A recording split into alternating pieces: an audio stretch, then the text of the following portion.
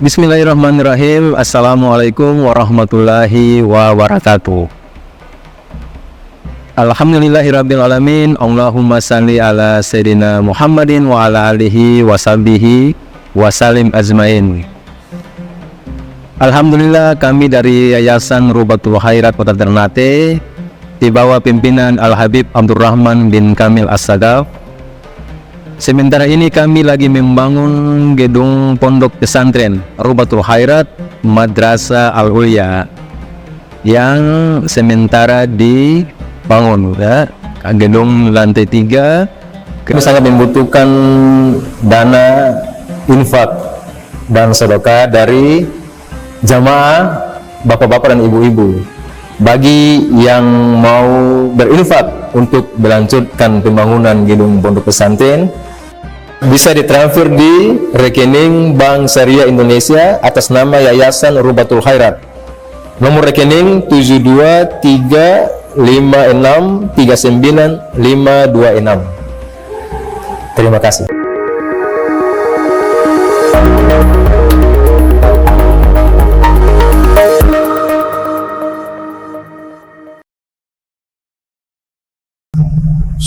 Sholat sunnah di waktu malam itu disebut dengan qiyamul lail. Al-Habib Abdullah bin Alawi Al-Haddad di dalam kitab Risalatul Mu'awanah, beliau mengatakan wa'alam anna man shalla ba'dal isya faqad qama minal lail. Ketahuilah, sesungguhnya orang yang sholat setelah isya,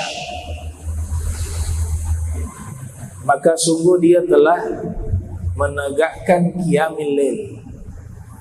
Berarti dari pernyataan Imamul Haddad kita bisa paham yang namanya qiyamul lail adalah seluruh ibadah, khususnya sholat yang dilakukan setelah isya. Nah, maka sholatul awabin, kalau mengikuti definisi Imam Haddad, ba'dal maghrib, belum dikatakan qiyamul lail. Qiyamul lail adalah sholat sesudah isya. Sholat tarawih qiyamul lail,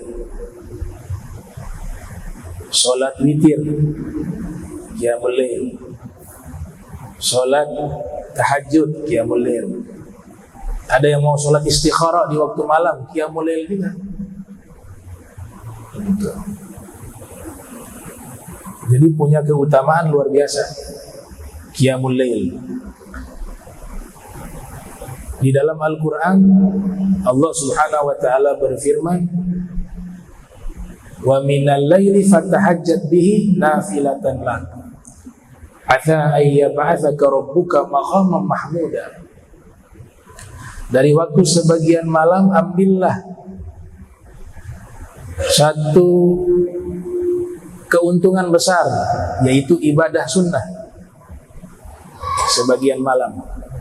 Dengan apa? Fatahajjat, bertahajud. Tahajud artinya tidur malam kemudian bangun. Teknisnya para fuqaha ada yang mengatakan sekedar berbaring saja bangun di waktu malam sudah disebut tahajud. Ada yang mendefinisikan harus tidur sebagaimana orang tidur, kemudian dia bangun di waktu malam ba'da isya, maka disebut tahajud. Waktu-waktu fadilahnya ada yang sepertiga malam, ada yang akhir malam. Yang istimewa sepertiga malam karena ada nas yang menerangkan hal itu. Ayat ini sebenarnya ditujukan khusus kepada Rasulullah sallallahu alaihi wasallam. Makanya lanjutannya kata Allah dalam Al-Quran, Allah berikan apa? Maqaman mahmuda.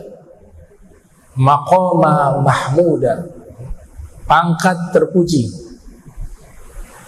ditafsirkan oleh sebagian mufassirin adalah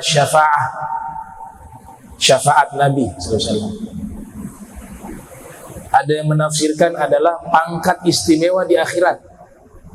Jadi semuanya secara khusus ini, pangkat ini hanya dimiliki Nabi Muhammad Sallallahu Alaihi Wasallam. Tapi isyarat sholat tahajud juga ada di ayat yang lain, di surat yang berbeda, surat Al-Muzammil. Ya ayyuhal muzammil qum min laila illa qalila nisfahu aw inqus minhu qalila aw zid alaihi warattilil qur'ana tartila inna sanulqi alaika qaulan tsaqila ila akhir ayat. Juga menerangkan keistimewaan sholat malam. Jadi memotivasi umat untuk menghidupkan malamnya dengan ibadah, terutama sholat. Makanya mazhab Hanafi itu menganggap aib besar kalau seorang muslim meninggalkan sholat witir tanpa sebab. Bagi mereka wajib sholat witir. Nah, selayaknya kita berusaha menjaga sholat tersebut, sholat witir.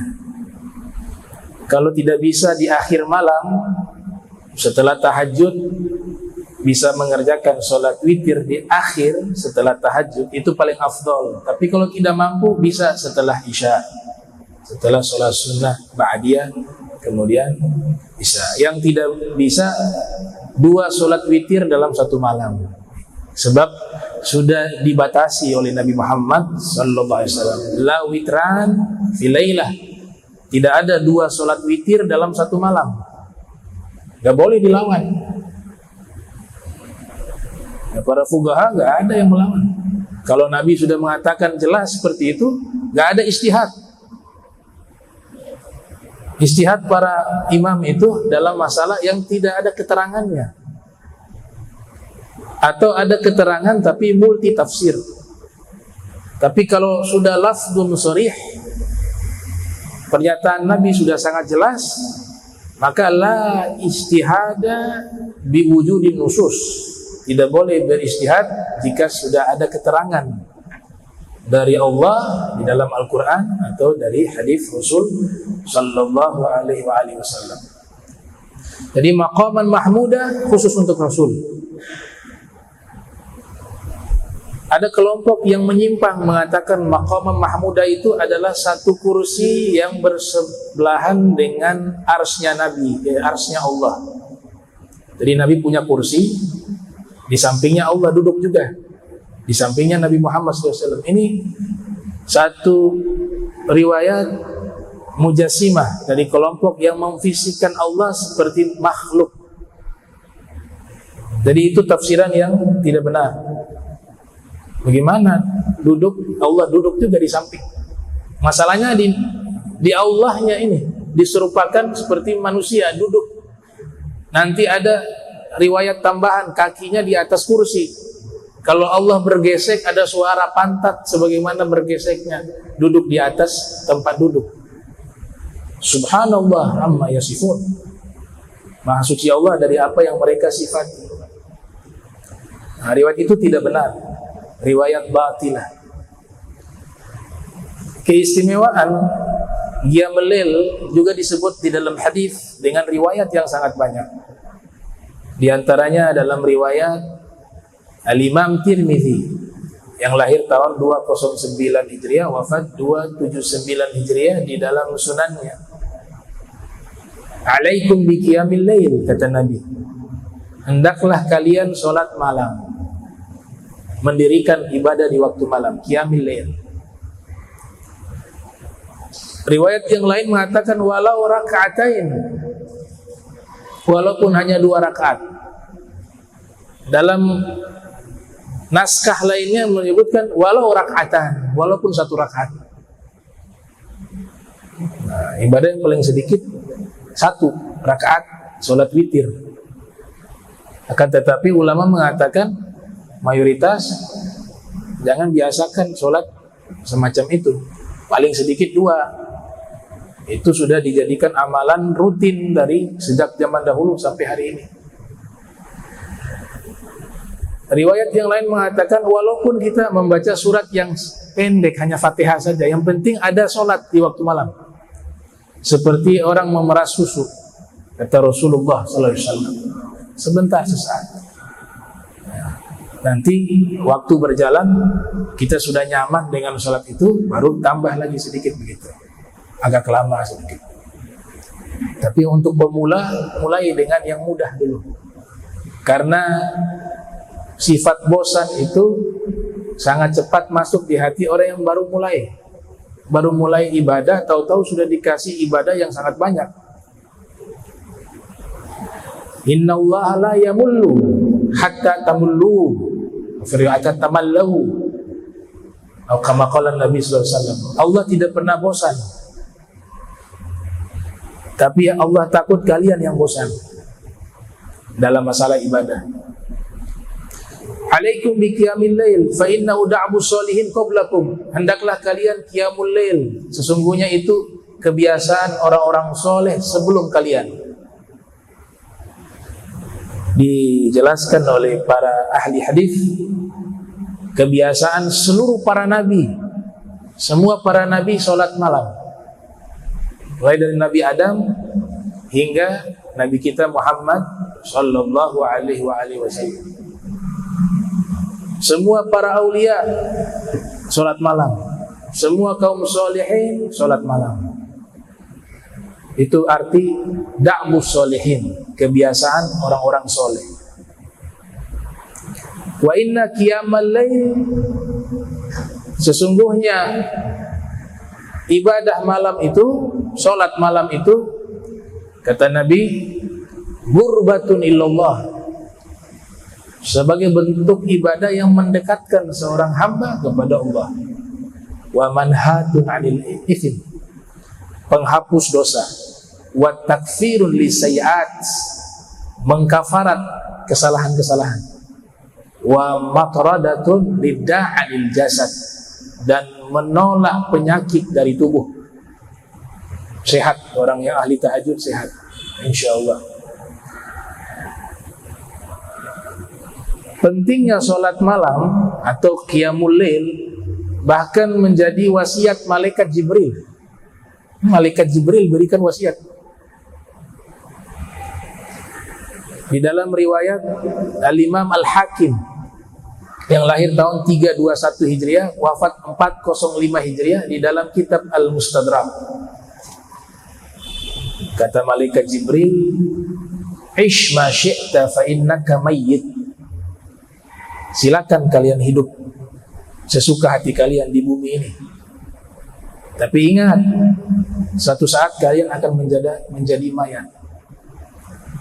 Satu saat kalian akan pasti menjadi mayyit. Wa ahbib man ahbabta fa innaka mafariquh.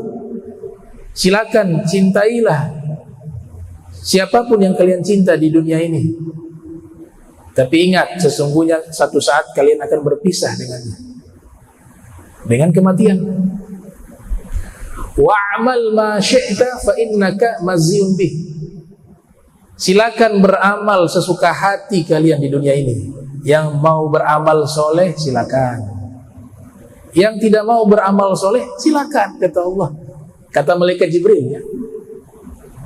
Sama dalam Al-Quran juga Allah nyatakan demikian. In ahsantum li anfusikum. In ahsantum li anfusikum. Jika kalian berbuat baik, yaitu kebaikan untuk kalian. Kalau kalian berbuat buruk, keburukan itu juga akan menimpa kalian. Sama seperti bahasa malaikat Jibril. Silakan beramal sesuka hati kalian, karena setiap perbuatan kalian nanti dibalas di akhirat. Yang taat silakan, dibalas di akhirat ketaatan itu.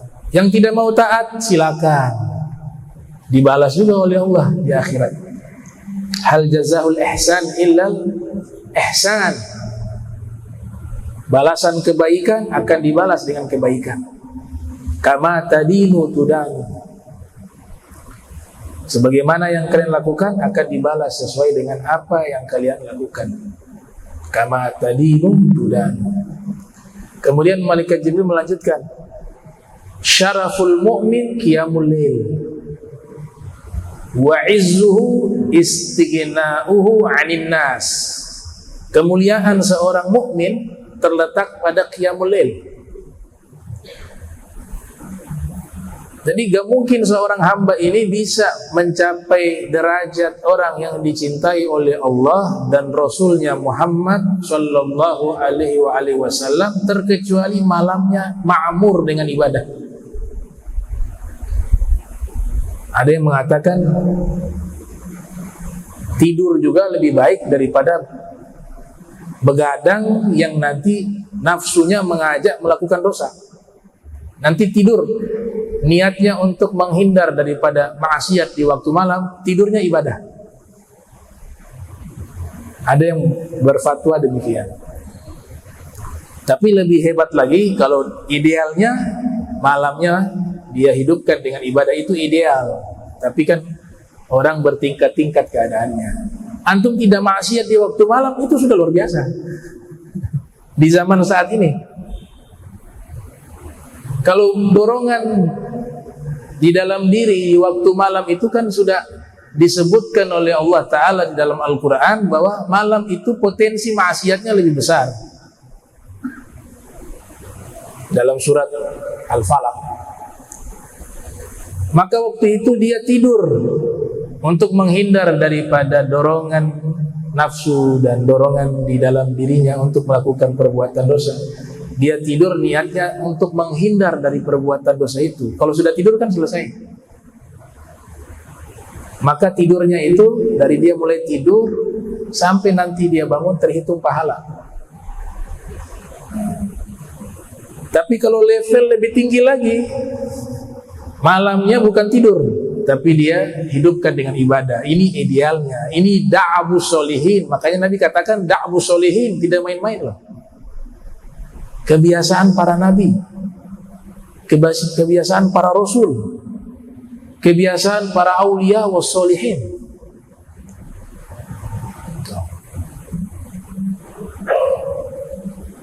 Kemudian Malaikat Jibril mengatakan kemuliaan seorang mukmin tadi ke syaraful mukmin, kemuliaan orang beriman adalah dengan qiyamul lail, dan keagungan seorang mukmin, izzah, kewibawaan seorang mukmin, istighnahu 'anil nas, tidak meminta-minta kepada manusia. Ada satu dosa yang sangat besar, tapi dosa ini hanya khusus kepada para ulama, para dai. Kalau orang awam tidak dapat dosa ini. Ini ungkapan di dalam kitab Al-Hikam. Al-Hikamnya lil Imam Al-Haddad. Bahkan dengan istilah suatu khianat yang paling terbesar, pengkhianatan yang paling terbesar. Apa itu? Ketika ada seseorang dianggap sebagai tokoh agama, dianggap sebagai guru, dianggap sebagai dai, orang-orang awam dari golongan kaum muslimin ingin mengenal agamanya, datang kepadanya untuk mencari akhirat kepadanya. Sedangkan dia sendiri melirik harta mereka untuk mencari dunia. Itu kata Imam Haddad dosa yang paling terbesar, khusus kepada orang-orang yang diberikan label sebagai tokoh agama. Nah, qiyamul lail ini tidak mudah, ikhwanul muslimin. Kita bisa tahu, kata Imam Fudail bin Iyad di dalam kitab Tabaqatul Auliya yang ditulis oleh Al-Imam Ibnu Mulakkin yang lahir tahun 723 Hijriah, wafat 804 Hijriah. Kitab tentang biografi para sufi, para aulia. Ada maqalah dari Al-Imam Fudail bin Iyad rahimahullah, atau Imam Ma'ruf Al-Karhi, antara dua tokoh tersebut, mengatakan bahwa kalau kamu sudah berniat ingin bangun malam, ini ceritanya sholat tahajud, sudah niat, ini habis isya tadi, nanti kita sholat Kemudian dalam hati sudah bertekad, sudah ada niat yang kuat, sebentar malam saya mau tahajud. Kemudian dia tidur. Ternyata bangunnya sudah lewat waktu malam, sudah masuk azan subuh. Kata Nabi, kalau bangun pas dengar azan subuh itu bala syaitan fi udhunai. Fi riwayat fi udhuni. Orang kalau bangun tidur waktu subuh bertepatan dengan waktu azan subuh, itu syaitan sudah kencingin telinganya, kata Nabi Muhammad SAW. Kenapa? Karena banyak amalan tadi terlewatkan. Makanya selalu saya coba merenungkan, kalau orang bangunnya pas azan subuh dan dia melaksanakan sholat subuh kan sudah luar biasa. Masih sempat juga gobliyah, insya Allah ya, kalau masjidnya dekat. Masih bisa qobliyah, masih bisa sholat subuh berjamaah, sudah istimewa sebenarnya di zaman ini. Itu pun Nabi katakan syaitan sudah kencingin telinganya pas bangunnya, karena dengar adzan bertepatan dengan mendengar adzan subuh. Nah, kalau bangunnya jam 8 sudah diberakin sama setan, bukan kencing lagi. Dan Al-Imam Ibn Hajar Al-Haytami mengatakan bahwa kencingnya ini bukan bahasa kiasan, benar-benar dikencingi syaitan. Makanya ada sunnah wudu, telinga ini paling banyak dikenai air, khawatir sisa najis kencingnya syaitan masih tertinggal.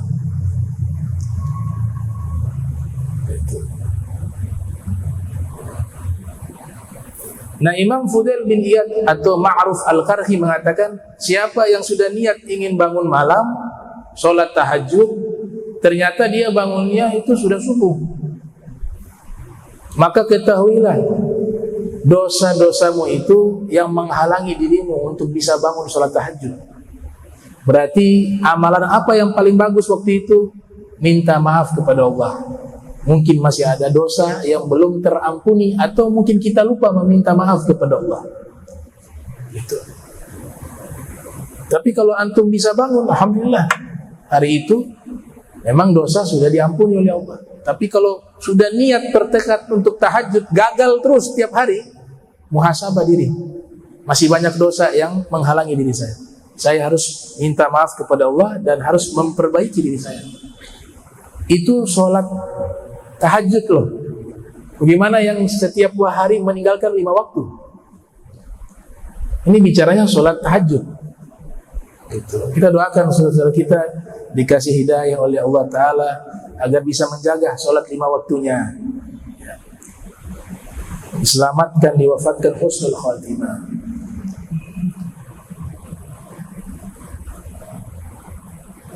Maka Qiyamul Lail ini luar biasa. Bahkan ada satu maqalah mengatakan, salah satu syekh namanya Syekh Ismail bin Ibrahim Al-Jibriti. Apa kata beliau? Beliau mengatakan, nah, jumi'al khairu kulluhu fil lail wa ma uqidat liwaliyin wilayah illa bil laili. Seluruh kebaikan dikumpulkan semuanya di waktu malam. Makanya aneh kalau orang mukmin waktu malam takut suangi. Itu menghalangi dia untuk ibadah di waktu malam. Dari mana itu? Setan, pocong, banyak nama-namanya. Waktu malam waktu terbaik. Gak pantas orang mukmin takut.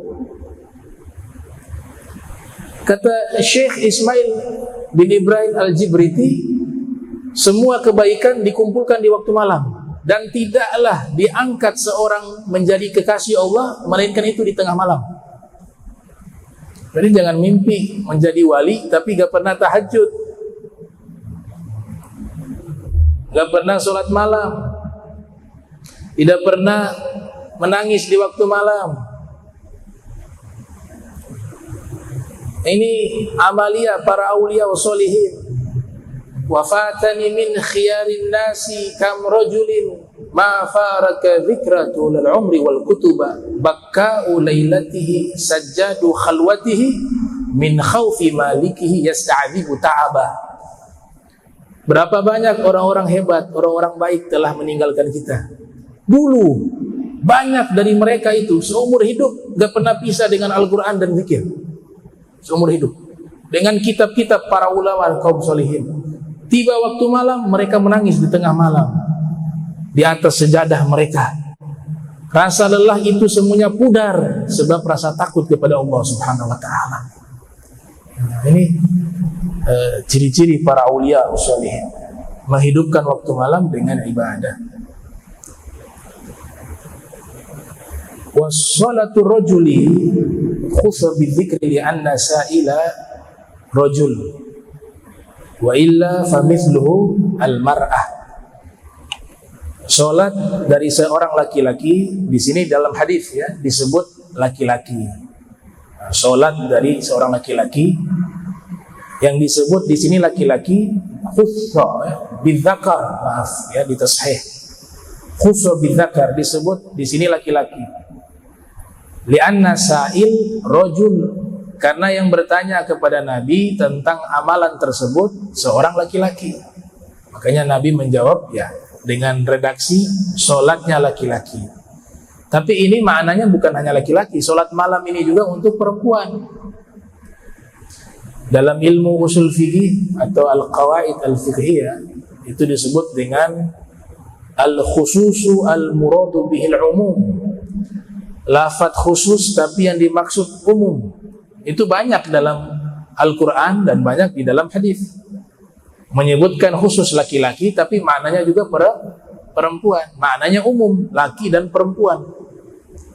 Talabul ilmi faridatun ala kulli muslim. Menuntut ilmu hukumnya wajib bagi setiap muslim. Berarti muslimah tidak wajib? Enggak, muslimah juga wajib. Disebut laki-laki secara khusus tapi memiliki makna umum, perempuan juga termasuk. Begitu juga dalam hadis tentang aqiqah. Kullu gulamin murtahanun bi aqiqatihi. Setiap anak laki-laki tergadaikan dengan akikah. Berarti anak perempuan tidak? Enggak, anak perempuan juga termasuk. Karena ini adalah lafaz khusus tapi yang dimaksud adalah secara umum, baik laki maupun perempuan. Karena di riwayat yang lain Nabi mengatakan lil gulam syatani walil jariyah syah. Bagi anak laki-laki akikahnya 2 ekor kambing kalau mampu, kalau gak bisa 1 juga gak apa-apa. Bagi anak perempuan disunnahkan menyembelih 1 ekor anak kambing. Nah, jadi itu maknanya al-khusus al-muradu bihil umum. Lafaz khusus tapi yang dimaksud secara umum. Min jawfil lail, ya. Salatnya laki-laki di waktu malam. Jadi kembali ke hadis, dia bertanya tentang amalan terbaik yang dilakukan. Nabi jawab, di antaranya adalah seorang laki-laki salat di tengah malam.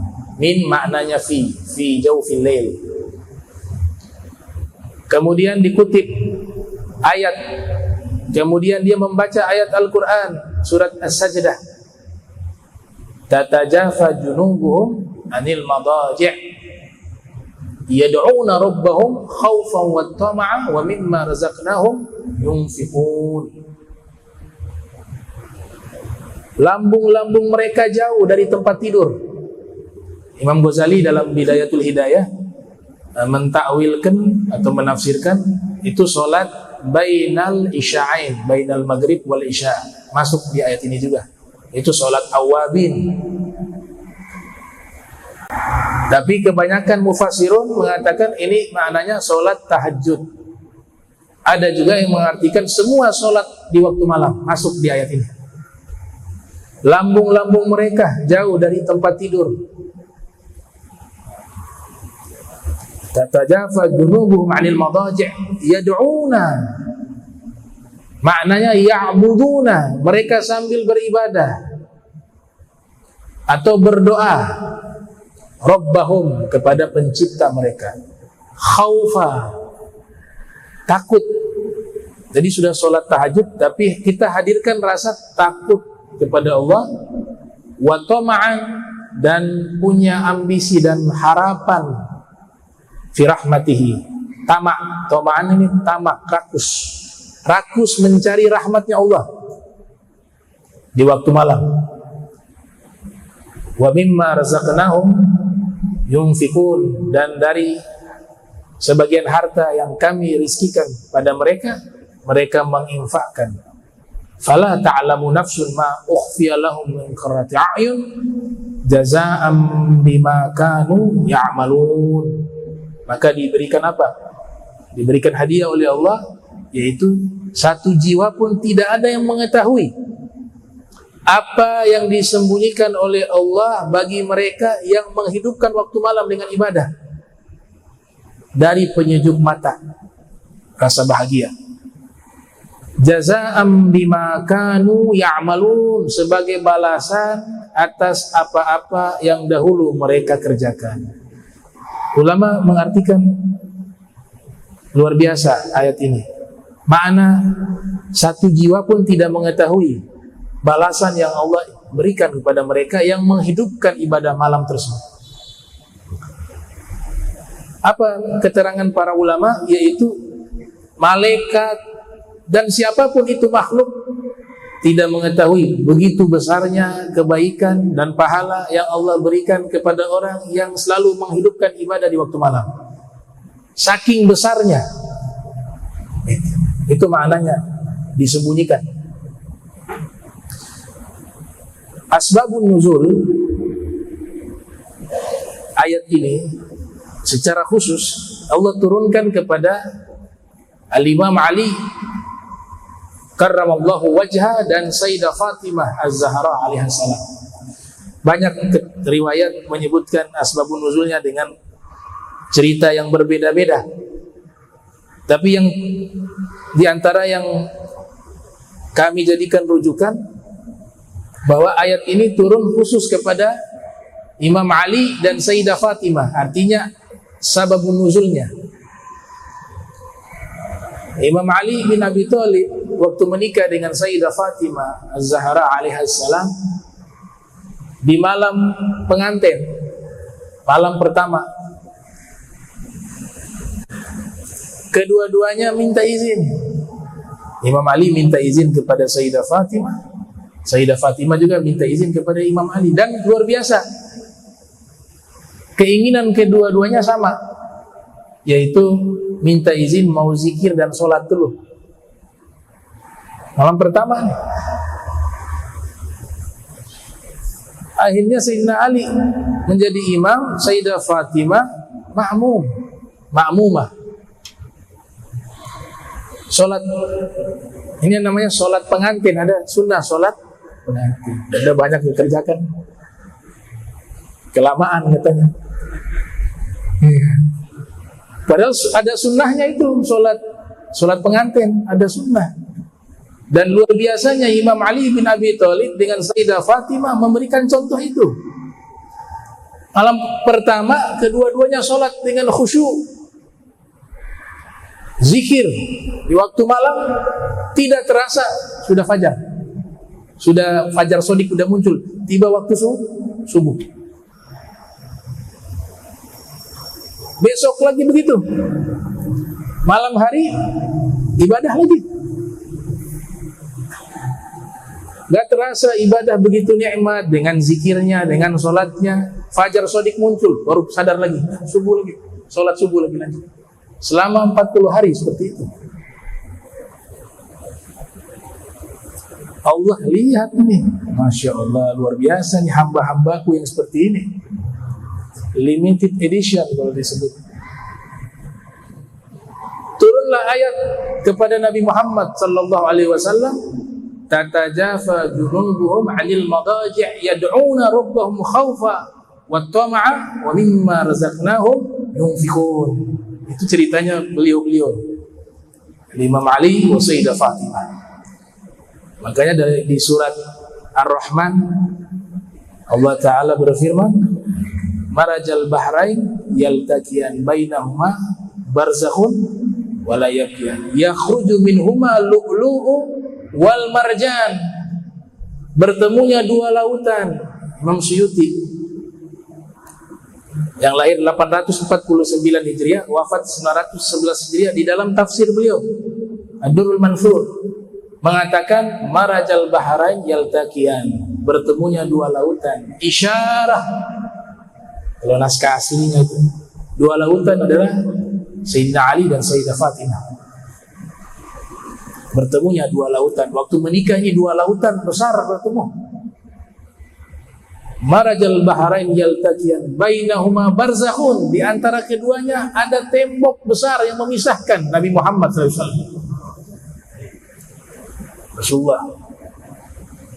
Kemudian dengan sebab dua orang besar ini, Imam Ali yang dicintai oleh Allah dan Rasulnya, Sayyidah Fatimah yang dicintai Allah dan Rasulnya, Allah lahirkan dua mutiara.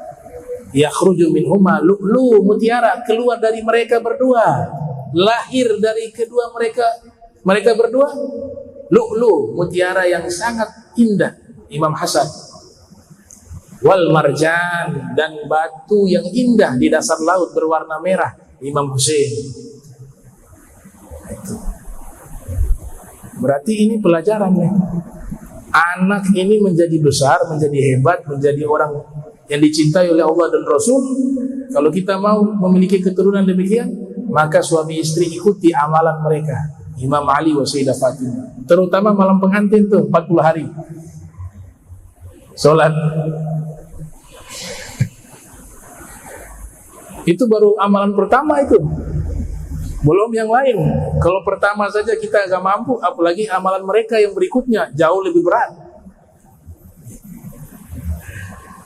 Jadi ini sababun nuzul berkaitan dengan Imam Ali wa Sayyidah Fatimah. Kemudian ada doa ini doaun azim.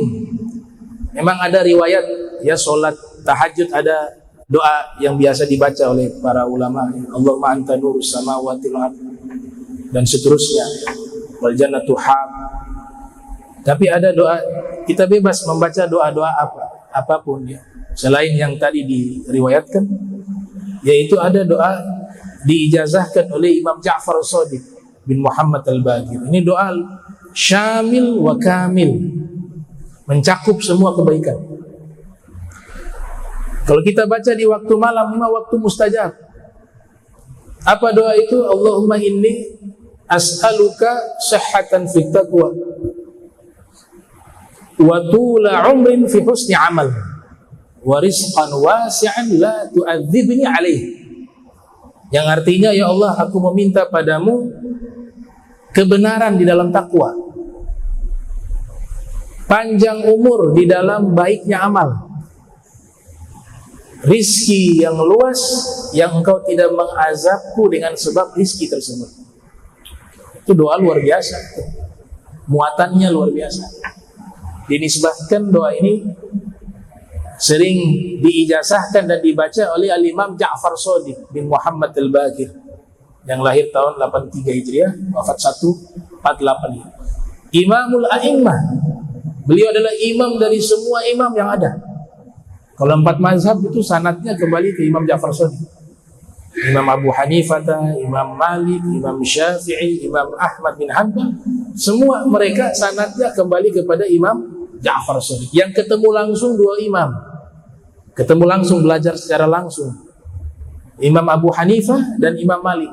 Imam Syafi'i tidak ketemu secara langsung, Imam Ahmad juga demikian. Ditambah salawat, bebas salawat apapun di waktu malam. Di mana ada doa, di situ harus ada salawat. Antum doa tanpa salawat tertolak. Mau doanya bagus model apa, gak bisa. Ya, Nabi katakan kepada Sayyidina Umar bin Khattab, kepada para sahabat, kepada ahlul bait, kata Nabi, kalau doa jangan lupa kalian bersalawat padaku. Karena kalau kalian doa tanpa salawat, itu mauqufun bainas sama wal ard. Doa kalian itu terhenti di antara langit dan bumi. Hatta tusalliya ala nabiikum, hatta tusalliya ala nabiika, riwayat, hingga kalian bersalawat kepada nabi kamu, nabi kalian, maka doa itu diterima oleh Allah Subhanahu wa ta'ala. Ada salawat ringkas tapi padat misalnya ya, biasa saya sering baca dalam doa, salawatnya Imam Abi Hasan Sazili. Ini salawat ini juga membantah orang-orang yang mengatakan bahwa riwayat Nabi berasal dari cahaya itu riwayat palsu. Beliau secara frontal dalam sighah salawat ini menyatakan bahwa zatnya Nabi itu cahaya. Ini sufi kaliber, magom kutub beliau Abu Hasan Sazili. Itu ulama-ulama Mesir saat ini di zaman kita, ulama Azhar, Syekh Ali Jum'ah, kemudian dokter Syekh Yusri, kemudian juga kathir minal ulama di Mesir, di Maghrib, banyak mengikuti tarekat beliau, namanya tarekat Saziliyah, As-Siddiqiyah, nisbat kepada Sayyid Muhammad bin Siddiq Al-Gummari, Sayyid Abdullah Al-Gummari, dan saudara-saudara beliau. Tarekatnya beliau tuh. Apa kata beliau dalam salawatnya? Ini berarti keyakinan para sufi. Para sufi semuanya berkeyakinan bahwa Nabi Muhammad sallallahu alaihi wasallam diciptakan dari cahaya. Beliau adalah cahaya. Seluruhnya para sufi yang murni sufi ya. Kalau nanti ada pendekatan hadis, ada yang mereka menolak hal itu. Tapi kalau sufi murni itu semuanya meyakini Nabi dari cahaya. Makanya di sigot salawat beliau mengatakan begini, Allahumma sholli wa sallim wa barik ala sayyidina Muhammadin an-nuri dhati was-sirri sari fi sa'il asma'i was-sifati wa ala alihi wa ashabihi ajma'in. Yang artinya salawat dan salam dan keberkahan kepada pemimpin kami Nabi Muhammad an-nuri dhati, cahaya zat. Sudah selesai kalau sudah dikatakan cahaya zat, berarti zatianya Nabi ini cahaya.